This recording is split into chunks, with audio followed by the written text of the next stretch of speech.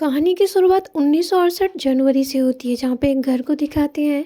उसके अंदर एक कपल होता है जिसमें लड़की का नाम ऐना और लड़के का नाम क्लैम्ब होता है। ऐना काफ़ी ज़्यादा बीमार थी क्योंकि उसे एक एविल ने पजेस कर लिया था। वो उसकी रिंग लेकर एक कमरे में जाता है और वहाँ पर एक बुक निकालता है जिसका नाम होता है द पेंटेड। उस बुक में रिचुअल्स लिखे थे जिसमें एक खाली कैनवास सामने रखना है, उसके सामने कुछ मोमबत्ती और रंग रखना है और फिर मंत्र पढ़ना है। यहाँ पर क्लैम भी ऐसा ही करता है। वो मोमबत्ती जलाता है और रंग रखता है और उसके बीचों बीच यहाँ पर ऐना की रिंग रख देता है और फिर वो यहाँ चैंटिंग करने लगता है। चैंटिंग पूरी होने ही वाली होती है, तभी हम देखते हैं कि रंग अपने आप हवा में उड़ जाते हैं और ज़ोर ज़ोर से हवाएं चलने लगती हैं, जिससे क्लैम काफ़ी डर रहा था। और फिर खाली कैनवास पर बनती है एक पेंटिंग। वो एक लड़की की पेंटिंग होती है जो कि उसके अंदर जिंदा थी। यहाँ पर क्लैम की आवाज़ सुनकर ऐना जाग जाती है और ऐना देखती है तो क्लैम काफ़ी डिमोनिक हो चुका था, उसके अंदर ईविल आ चुका था और वो ऐना को यहाँ ख़त्म कर देता है। अब इसके बाद हमें कुछ समय बाद का समय दिखाया जाता है, जहाँ पर हम एडम को देखते हैं जो कि बेरोज़गार था और घर पर बुक्स पढ़ा करता था, जो कि काफ़ी अजीब होती थी।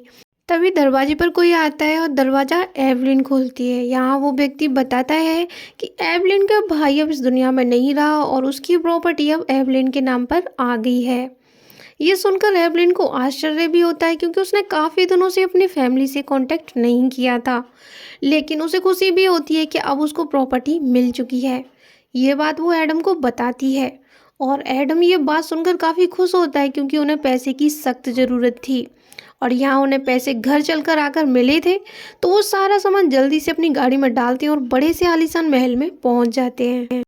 यहाँ पर एवलिन और एडम अपने बेटा और बेटियों के साथ आए हुए थे। उनका प्लान था कि वो उस घर को जल्दी से बेच देंगे और फिर यहाँ से वापस चले जाएंगे। तभी रात का समय हो जाता है तो एडम यहाँ पर एवलिन के पास आता है, लेकिन एवलिन सो जाती है। इससे उसका मूड ख़राब हो जाता है और वो अपनी सीक्रेट मैगज़ीन देखने लगता है।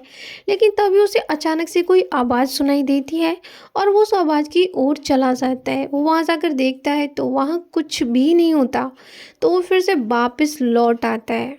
तभी हम एडम की बड़ी बेटी जेनेट को देखते हैं जिसके बाल कोई काट रहा था।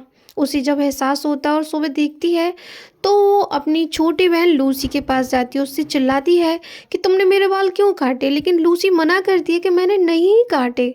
इस बात से वो नाराज़ हो जाती है और अपने कमरे में चली जाती है।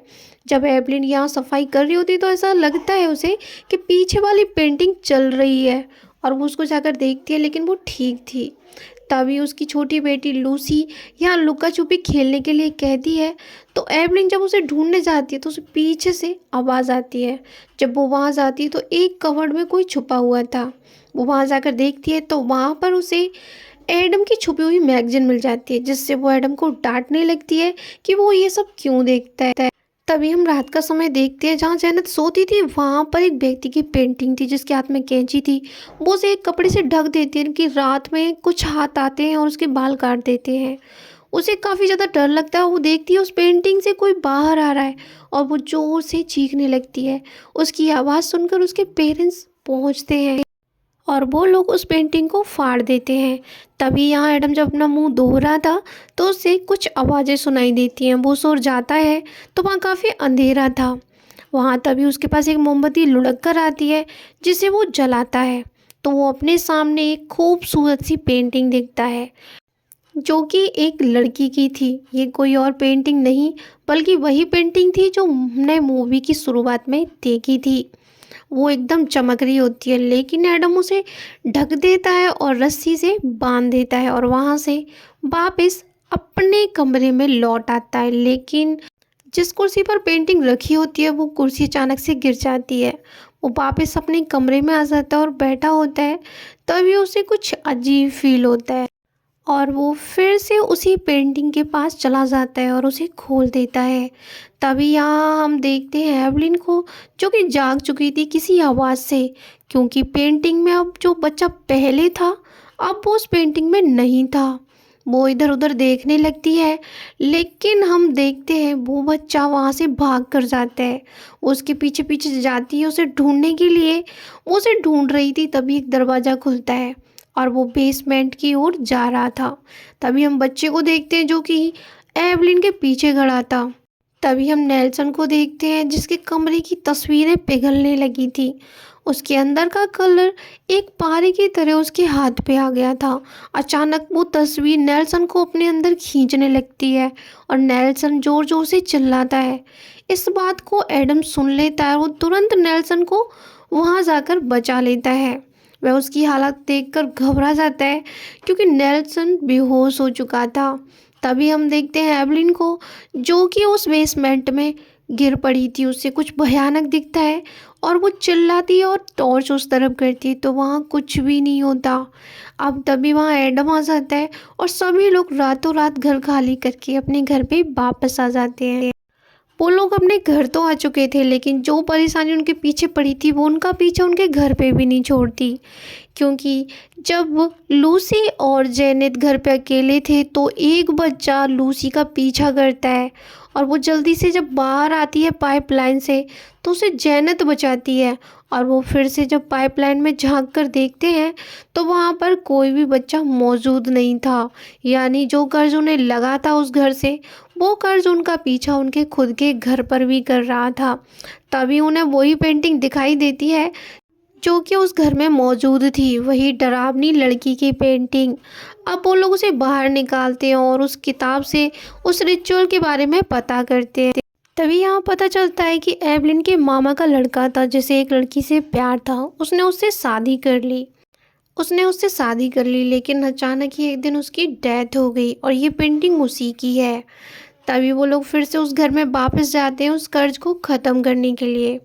उनका प्लान था कि वो सारी तस्वीरों को जला देंगे लेकिन ये इतना आसान भी नहीं था। वो उस किताब को फिर से पढ़ती है और उसे पता चलता है कि उस लड़की की कोई प्यारी चीज़ है जो इस घर में छुपी हुई है। जब तक वो नहीं मिलेगी तब तक वो इस पेंटिंग को क्या उस आत्मा को कभी ख़त्म नहीं कर सकते। तभी वो लोग प्लान बनाते हैं और रात में ही पता नहीं वो क्यों ये सब करते हैं, भाई दिन में भी तो कर सकते थे। तभी रात में अचानक से कलर हवा में अपने आप उड़ने लगते हैं और तस्वीरों पर चिपक जाते हैं।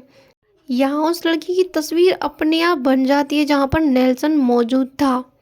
इधर हम देखते हैं एडम को जो कि सारी तस्वीरों को लेकर घर के बाहर आ जाता है उन्हें जलाने के लिए। लेकिन एवलिन जाती है एक ख़ास चीज़ को अंदर ढूंढने के लिए। वहाँ एक बॉक्स मिलता है, उसकी चाबी अचानक से कोई उसके पास फेंकता है। तभी उसके अंदर से निकलते बहुत सारे लेटर और वो वही होता है एक लॉकेट।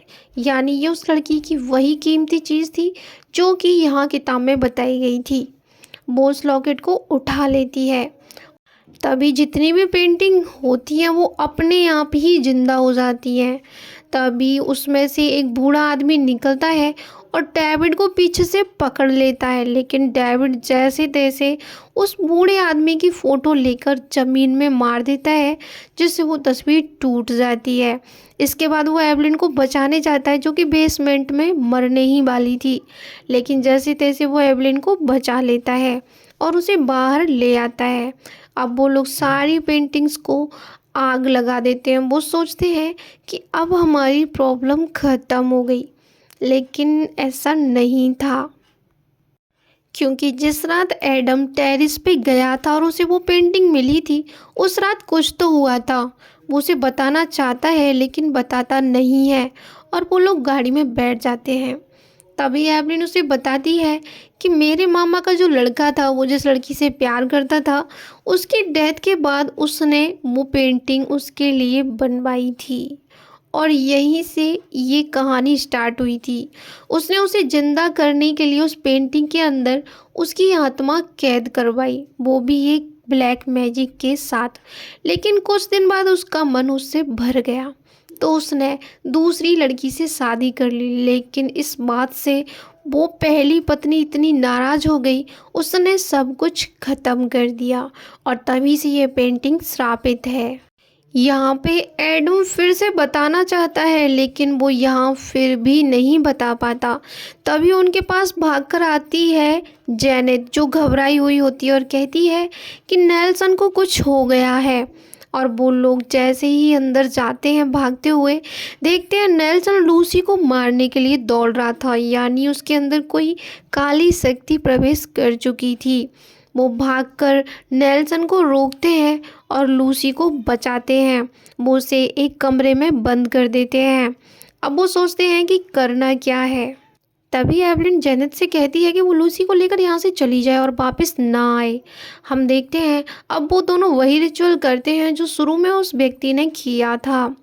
तभी वो उस लॉकेट को मोमबत्तियों की सर्कल में रख देते हैं और फिर से वही चैंटिंग करने लगते हैं। यहाँ पर एडम बताता है कि उस रात जब वो वहाँ गया था तो वहाँ उसे पेंटिंग से बाहर वो ही लड़की खड़ी मिली थी, जो कि उसे अपने पास बुलाती है और वो उसकी बातों में आ जाता है।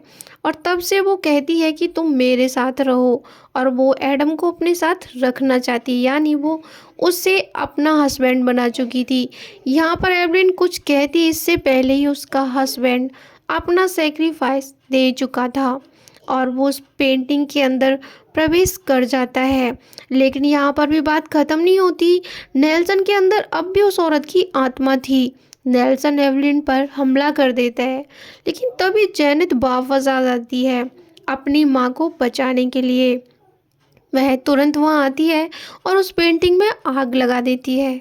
उस पेंटिंग में से उस औरत के जलते ही नेल्सन भी एकदम ठीक हो जाता है और एवलिन बच जाती है। लेकिन एडम यहाँ नहीं बच सका। उसको मरना ही था क्योंकि उसने गलती ही जो की थी, लेकिन उसके सेक्रीफाइस से सारी फैमिली बच जाती है।